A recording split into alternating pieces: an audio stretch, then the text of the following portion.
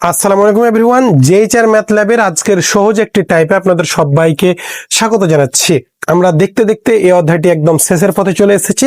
আমাদের সমস্ত টাইপগুলো শেষ। আজকে সহজ একটা টাইপ বলতে পারো, এই রিলেটেড ম্যাথ আসে না, তো তবু আমরা সবার কথা চিন্তা করে, আমরা সবার কথা ভেবে আমরা এই হচ্ছে যে সরল, এইটা হচ্ছে যে সরল, তোমাকে সরল করতে বলেছে। হ্যাঁ, এই সরলটা আজকে আমরা হচ্ছে করে দেবো। ঠিক আছে, এই হচ্ছে সরল করতে হবে তোমাকে। তো সরল তো অনেক আগে থেকে আমরা শিখে এসেছি। তো আজকে এই যে আবৃত দশমিকের আমরা কিভাবে সরল করব সেটা তো দেখবো। বাট আমাদের টাইপ আমরা দেখতে দেখতে 7টা টাইপ, গুরুত্বপূর্ণ 7টা টাইপ গুলো শেষ করেছি।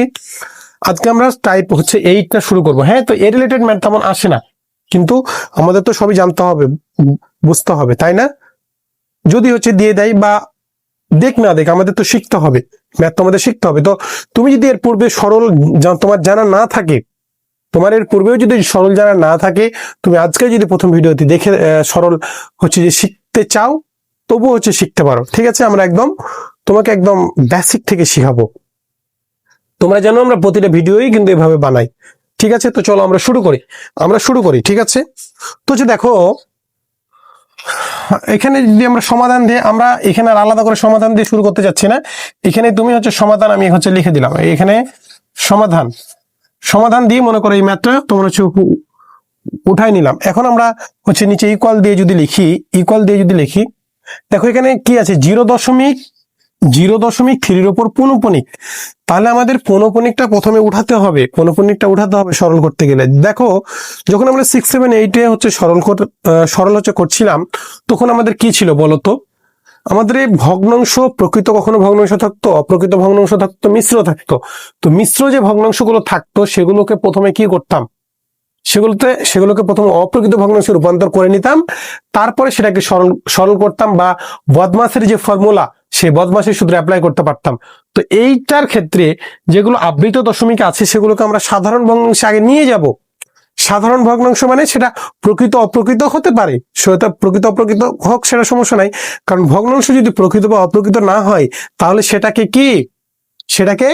হচ্ছে সরল করা যাবে না। তো এই কারণে আমরা এই আবৃত দশমিককে সাধারণ ভগ্নাংশে আগে নিয়ে যাব।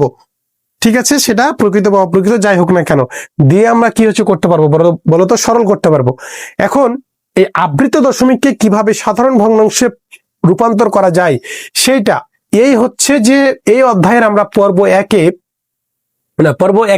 2 সম্ভবত পর্ব 2 বা হচ্ছে টাইপ 1 কিন্তু আমরা হচ্ছে যে কিভাবে আবৃত দশমিক ভগ্নাংশকে সাধারণ ভগ্নাংশে নিয়ে যেতে হয় সেটা খুব যত্ন সহকারে তোমাদের শিখিয়েছি। তো তুমি যদি ওই ভিডিওটা দেখে থাকো, আশা করি এইটা হচ্ছে তোমার কাছে একদম সহজ মনে হবে। তো চলো আমরা তারপরে একদম বেসিক থেকে বোঝানোর চেষ্টা করব। দেখো এখানে কি লেখা আছে, 0.03। তো আমরা জানি প্রথমে আবৃত দশমিককে সাধারণ ভগ্নাংশে নিয়ে যাওয়ার নিয়মটা হচ্ছে, প্রথমে যা আছে সবাইকে লিখতে হবে 0.3, সূত্রের মাইনাস যা আছে সবাইকে লিখলাম। এখানে দশমিক সহ লেখা যাবে না। কেন দশমিক সহ লেখা যাবে না? কারণ আমরা তাকে তো সাধারণ ভগ্নাংশে প্রকাশ করতে চাচ্ছি, বা তার দশমিকটাকে উঠাতে যাচ্ছি। ঠিক আছে, তো এখানে দশমিক দিয়ে লেখা যাবে না। মাইনাস কত বসবে? মাইনাস বসবে যাদের মধ্যে কি দশমিক নাই। দশমিক কাতে নাই? 0তে শুধু নাই, তাই 0 এখানে লিখে দিলাম। ডিভাইডেড বাই কি বলতো, দশমিকের পরে জয়টা সংখ্যার উপর পৌনঃপুনিক থাকবে। পৌনঃপুনিক দশমিকের পরেই থাকে, দশমিকের আগে থাকে না। তবু আমি বলছি দশমিকের পরে জয়টা সংখ্যার উপর পৌনঃপুনিক থাকবে, তো এটা নয়। এখানে দেখো দশমিকের পরে কয়টা সংখ্যার উপর পৌনঃপুনিক? একটা সংখ্যার উপর পৌনঃপুনিক, তাই একটা নাই। দশমিকের পরে কয়টা সংখ্যার উপর পৌনঃপুনিক নাই? এরকম সংখ্যা নাই যেগুলোর উপর পৌনঃপুনিক নাই, তাই আর এখানে কিছু বসবে না। ঠিক আছে, এখানে জিরোটা কোনো হচ্ছে যে ভ্যালু নাই, আর এখানে 3 থেকে 0 বাদ দিলেই 3, তাই এটা লেখার তোমার আলাদা করে প্রয়োজন নাই। এটা আমরা হচ্ছে তোমাকে কাটাই দিলাম, প্রথমে বোঝার জন্য লিখেছিলাম। এরপর এখানে গণিত চিহ্ন আছে, গণিত চিহ্ন দিবা।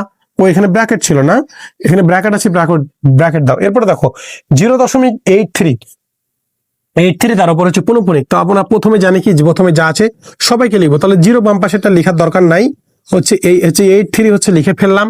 এরপরে মাইনাস যেগুলো সংখ্যার উপর প্রথমে যা আছে সবাইকে লিখবো, তারপরে পৌনঃপুনিক ছাড়া লিখবো।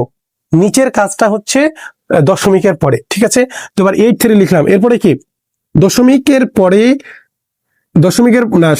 কাদের উপর হচ্ছে পৌনঃপুনিক নাই বলতো? 0 আর 8। এই 0 আর 8 কে হচ্ছে লিখে ফেললাম। এখানে জিরোর মান যেহেতু বহন করে না বাম দিকে, তাই লিখার প্রয়োজন নেই, শুধু 8 লিখলেই হবে। ঠিক আছে, 8 লিখলেই শুধু হবে। আজকে কলমে একটু ডিস্টার্ব করছে, এই জন্য দুঃখিত। হচ্ছে দেখো একটু হচ্ছে দেখো একটু হচ্ছে দেখো একটু হচ্ছে বোঝার চেষ্টা করো তো। তাহলে 8 বাই হচ্ছে কত বলো তো? 8 না? 8 আমরা হচ্ছে লিখে ফেললাম, ডিভাইডেড বাই নিচে আমরা কোন সংখ্যাগুলো চিন্তা করবো বলো তো, যাদের উপর পৌনঃপুনিক দশমিকের পরে কয়টা সংখ্যার উপর পৌনঃপুনিক না? দেখো তো, এই যে কয়টা সংখ্যার উপর পৌনঃপুনিক আছে? এই যে একটা সংখ্যার উপর পৌনঃপুনিক আছে, তাহলে একটা 9 দাও। এবার দশমিকের পরে কয়টা সংখ্যার উপর পৌনঃপুনিক নাই? দেখো তো, এই যে দেখো, এই একটা সংখ্যা শুধু 8 এর উপর পৌনঃপুনিক নাই, তাহলে একটা হচ্ছে এখানে কি কি বসে যাবে বলো তো? একটা 0 বসে যাবে, একটা 0 হচ্ছে বসে যাবে। ঠিক আছে, এটা কি তোমরা বুঝতে পারছো? একটু আমাকে বলো তো, আমাকে বলো, তোমাকে বলো তো, বলো। তাহলে এরপরে ভাগ আছে, ভাগ হচ্ছে চিহ্ন দিয়ে দিলাম। কি হচ্ছে ব্যাপার? আজকে কলমে ডিস্টার্ব করছে মনে হচ্ছে। দেখো, এই যেখানে ভাগ আছে, ভাগ হচ্ছে দিয়ে ফেললাম। ঠিক আছে, এরপরে 0.5। দেখো, আমরা দশমিক বা পৌনঃপুনিক যুক্ত সংখ্যাকে কিভাবে সাধারণ ভগ্নাংশে নিয়ে যেতে হয় সেটা কিন্তু জানি। এখন যেগুলো সংখ্যার উপর পৌনঃপুনিক নাই, সেগুলোকেও সাধারণ ভগ্নাংশে প্রকাশ করা যায় না? আমাকে বলো তো, ভগ্নাংশ মূলত কয় প্রকার? 2 প্রকারের, একটা সাধারণ ভগ্নাংশ আর একটা হচ্ছে দশমিক ভগ্নাংশ। এখানে যে মানটা দেওয়া আছে সেটা কোন ভগ্নাংশে দেওয়া আছে বলো তো? দশমিক ভগ্নাংশ, সেটাকে আমরা সাধারণ ভগ্নাংশে নিয়ে যাব। নিয়মটা হচ্ছে উপরে যা আছে সবাইকে লিখো। তাহলে উপরে 0.5, তাহলে এটা আর 0 আর লেখার প্রয়োজন নাই, এখানে শুধু হচ্ছে 5 লিখে দাও, ডিভাইডেড বাই কয়টা সংখ্যা? এবার তাহলে নিচে কি লিখবা বলো তো? এখানে তো পৌনঃপুনিকের ঝামেলা নাই, তাহলে এখানে নিয়মটা হচ্ছে কি যে দশমিকের জন্য একটা 1 পাবা। ঠিক আছে, কি রে ভাই আজকে এরকম করতেছিস কেন তোরা সবাই? বলতো আমাকে, এইটাতে লিখি দেখি। হ্যাঁ দেখো, তাহলে এখানে কি বলতো, যে দশমিকের জন্য একটা 1 দিবা। হ্যাঁ, দশমিকের জন্য একটা 1 দিবা। এবার দশমিকের পরে কয়টা সংখ্যা আছে বলতো? দশমিকের পরে একটা সংখ্যা আছে না, তাই একটা শূন্য বসায় দিবা। এটাই হচ্ছে নিয়ম। যদি পৌনঃপুনিক না থাকে, উপরে যা আছে সবাইকে লিখে দিবা। এরপরে জয়টা দশমিকের জন্য একটা 1 দিবা, আর দশমিকের পরে জয়টা সংখ্যা থাকবে তো এটা 0। এটা আসলে দশমিকের জন্য একইভাবে আসলে আমরা মনে রাখার জন্য বলি। ঠিক আছে, তো দেখো, এরপরে গুণিত আছে, এই গুণিত চিহ্ন দিয়ে দিলাম। এরপরে দেখো 0.1 এর উপর পৌনঃপুনিক, তাহলে প্রথমে যা আছে সবাইকে লিখো মাইনাস সূত্রের পৌনঃপুনিক ছাড়া শুধু 0 আছে। হ্যাঁ, ডিভাইডেড বাই দশমিকের পরে কয়টা সংখ্যার উপর পৌনঃপুনিক বলো তো? একটা সংখ্যার উপর পৌনঃপুনিক, তাই একটা 9। দশমিকের পরে কয়টা সংখ্যার উপর পৌনঃপুনিক নাই? এরকম সংখ্যা কোনো নাই, তাই আর কিছু লেখার প্রয়োজন নাই। এখানে 0 আলাদা করে আর লেখার প্রয়োজন নাই। আশা করি তোমরা বুঝতে পারছো। এরপরে দেখো প্লাস আছে, প্লাস চিহ্ন দিলাম। এবার এখানে হচ্ছে কাজ করব। তাহলে 0.35, তাহলে উপরে যা আছে তা লিখো। 0.3 হচ্ছে যে 5 সূত্রের মাইনাস, এবার পৌনঃপুনিক ছাড়া যে আছে তাদেরকে লিখো। তাহলে 0.3 ডিভাইডেড বাই কি বলতো? দশমিকের পরে কয়টা সংখ্যার উপর পৌনঃপুনিক? একটা, এই যে শুধু 5-এর উপর, তাই একটা 9। এবার দশমিকের পরে কয়টা সংখ্যার উপর পৌনঃপুনিক নাই? শুধু 3-এর উপর নাই, তাই একটা 0, শুধু একটা 0। জয়টা সংখ্যার উপর পৌনঃপুনিক থাকবে তো এটা 9, জয়টা সংখ্যার উপর পৌনঃপুনিক থাকবে না তো এটা 0। ঠিক আছে, এটা যেন খেয়াল থাকে। এখানে 0 আর এখানে আর 0 লেখার প্রয়োজন নাই। এরপরে যেখানে ভাগ চিহ্ন আছে ভাগ চিহ্ন দিলাম। এরপরে দেখো উপরে যা আছে সবাইকে লিখো। 0.08 মাইনাস সূত্রের দশমিক ছাড়া কে বলতো? 0 শুধু, তাই দুইটা 0। হ্যাঁ, ডিভাইডেড বাই দশমিকের পরে কয়টা সংখ্যার উপর পৌনঃপুনিক? একটা সংখ্যার উপর, তাই একটা 9। দশমিকের পরে কয়টা সংখ্যার উপর পৌনঃপুনিক নাই? একটা সংখ্যার উপর পৌনঃপুনিক নাই, একটা 0। এখানে 0 আলাদা করে আর এখানে 0 আলাদা করে লেখার প্রয়োজন নাই। তোমরা কি বুঝতে পারছো? একটু আমাকে বলো তো, আমাকে একটু বলো, বুঝতে পারছো কি? কোনো প্রবলেম হলে অবশ্যই আমাকে জানাতে হবে। ঠিক আছে, প্রবলেম হলে জানাও। ঠিক আছে, তো দেখো আমরা কি হচ্ছে করতে পারি। তো এখানে আমরা হচ্ছে যে কাজটা করব এখন, ইকুয়াল দিয়ে যদি লিখি, তাহলে একটু এখানে কি আমরা প্রথমে কিন্তু আবৃত থেকে সাধারণ ভগ্নাংশে নিয়ে যাচ্ছি। নিয়ে যাওয়ার আগে আমরা ছোট্ট একটা কাজ করতে পারি, সেটা হচ্ছে যে যেগুলো কাটাকাটি যাবে ও নিজের সাথে যারা কাটাকাটি যাবে তাকে কাটাকাটি করে দিবে, তুমি দিতে পারো চাইলে। ঠিক আছে, ও নিজের সাথে। তাহলে দেখো এই 3 কে আমরা কাটাকাটিটা একটু লাল কালি দিয়ে করার চেষ্টা করি, তাহলে তোমাদের বুঝতে সুবিধা হবে। বুঝছো? এই যে 3 আমরা কিন্তু বদমাসের এখনো নিয়মে যাইনি, আমরা কি সরল কোন নিয়মে করি বলতো? বদমাসের ফর্মুলা অনুযায়ী, বদমাস বদমাসের রুল প্রয়োগ করে কিন্তু করি। তো আমরা কিন্তু সেই নিয়মে যাইনি এখনো, আমরা আপাতত বেসিক কাজগুলোই করতেছি। বদমাসের নিয়মটা মূলত যোগ বিয়োগ গুণ ভাগের যে আগে পরের যে কাজটা, এটা তোমাকে বুঝতে হবে বা জানতে হবে, তাছাড়া তুমি কিন্তু ধরা খাবা, এটা ধরা খাবা, ঠিক আছে? তুমি হচ্ছে যে সলভ করতে পারবে না, কারণ শুধু গুণ ভাগ করতে জানলেই হবে না। সরলের নিয়ম হচ্ছে কোনটা আগে গুণ করবা, কোনটা পরে মানে ভাগ করতে হবে, বা কোন কাজটা আগে করতে হবে, কোন কাজটা মানে এক কথায় যোগ বিয়োগ গুণ ভাগের মধ্যে কোন কাজটা আগে করতে হবে পরে করতে হবে, এটা তোমাকে জানতে হবে। এই বদমাস থেকে আমরা সহজেই মনে রাখতে পারি, ঠিক আছে? তো এখন দেখো, আমরা কাটাকাটিটা একটু লাল কালি দিয়ে করার যদি চেষ্টা করি, দেখো এখানে এ হচ্ছে যে 3 আর 3 কত নাই, 3 নয়, তুমি কাটাকাটিটা কি আগেই হচ্ছে একটু করে নিতে পারো, ঠিক আছে? তাহলে আমরা এখানে এখন লিখতে পারি না যে 1/3 গুণিত 83 থেকে 8 বাদ দিলে কত বললো তো? 75 না? তোমার হচ্ছে 75 না, ইংরেজি বাংলা লিখে ফেলছি, বুঝছো? হ্যাঁ, 75 বাই হচ্ছে কত? 19, ঠিক আছে? এরপরে ভাগ চিহ্ন দাও, প্রথম বন্ধনী 5 একে 5 আর 5 দুগুণে কত? 10, 5 একে 5 আর 5 দুগুণে 10, ঠিক আছে? তাহলে 1/2 না, 1/2 গুণিত এখানে 1/9 না, প্লাস এই 35/3, 35 - 3 মানে কত বলো তো? 32/90, ঠিক আছে? এরপরে ভাগ 8 কত? 90। এগুলোকেও চাইলে কাটাকাটি করা যাবে, এই যে এটার সাথে নিজের সাথে, ওর নিজের সাথে, পাশের জনের সাথে আবার করতে যেও না, কিন্তু পাশের জনের সাথে করতে গেলে ঝামেলা আছে। এখন আমরা বদমাসের নিয়মে যাব, এখন আমরা বদমাসের রুল ফলো করব। দেখো বিজ্ঞানী না, বদমাসের নিয়মটা বলছে বি দ্বারা বোঝায় ব্র্যাকেট, মানে ব্র্যাকেটের কাজ প্রথমে করতে হবে। ব্র্যাকেট আমাদের টোটাল 3 প্রকার, প্রথম বন্ধনী, দ্বিতীয় বন্ধনী, তৃতীয় বন্ধনী। এরপরে ও দ্বারা বোঝায় অফ মানে এর কাজ করতে হবে। এরপরে ডিতে হচ্ছে ডিভিশন অর্থাৎ ভাগের কাজ করতে হবে। তারপরে এম এ হচ্ছে মাল্টিপ্লিকেশন মানে গুণের কাজ করতে হবে। এতে হচ্ছে অ্যাডিশন মানে যোগের কাজ করতে হবে। তারপরে এস এ হচ্ছে কি সাবট্রাকশন মানে বিয়োগের কাজ করতে হবে। অর্থাৎ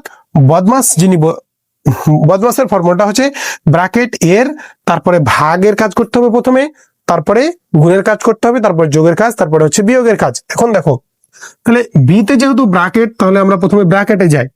দেখো এই যে এখানে প্রথম বন্ধনী এটা আছে, প্রথম বন্ধনী এখানে আছে, তাহলে প্রথম বন্ধনীর কাজগুলো আগে আমরা সেরে ফেলি। এখন প্রথম বন্ধনীর যে কাজটা সেটা হচ্ছে যে দেখো, প্রথম বন্ধনী, হ্যাঁ প্রথম বন্ধনীতে গেলাম। এখন প্রথম বন্ধনীতে গেলে প্রথম বন্ধনীর ভেতরে এই যে আবার বদমাসে ফিরে যেতে হবে। প্রথম বন্ধনীর পরে দেখতে হবে যে ও মানে এ অফ, অর্থাৎ এর কোথাও আছে নাকি কিনা, এর তো নাই, তাহলে এটা বাদ। ডিতে হচ্ছে ডিভিশন, তাহলে এখানে ভাগও নাই, তাই সেটা করতে হচ্ছে না। তারপরে এম এ হচ্ছে কি মাল্টিপ্লিকেশন মানে গুণ, এখানে গুণ আছে না, তাহলে আমরা এখন গুণের কাজগুলো করব। তাহলে দেখো এখানে তাহলে এখন গুণের কাজ করতে পারবো। তাহলে 3 ও আরেকটা কথা, এখানে যেহেতু আর বেশি কিছু নাই, তাহলে ব্র্যাকেটের ভিতরে যা আসে তাকেই কাজ করব, ঠিক আছে? তাহলে তুমি হচ্ছে কাটাকাটি করতে পারো। 3 আর 3 কত বলো তো? 3 75 না? আমাকে একটু বলো তো, 3 75 না? আমরা হচ্ছে কাটাকাটিটা একটু লাল কালি দিয়ে করি, তোমাদের বুঝতে সুবিধা হবে। হ্যাঁ, তোমাদের বুঝতে সুবিধা হবে। এখানে হচ্ছে 3 আর 3 কত বলো? 3 সরি 15 দুগুণা 30, 3 45, 3 45, 4 60, আর হচ্ছে যে সরি তুমি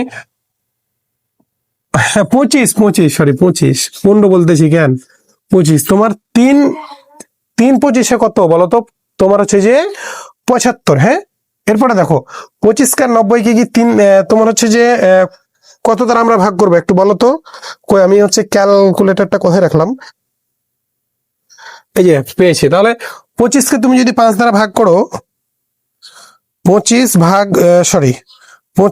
হচ্ছে 5, কত আছে বলো তো? 5ই আসবে, তাহলে 5 আসবে। আর 90 5 দ্বারা ভাগ করো, 90 5 দ্বারা ভাগ করো তো 18 আসবে না?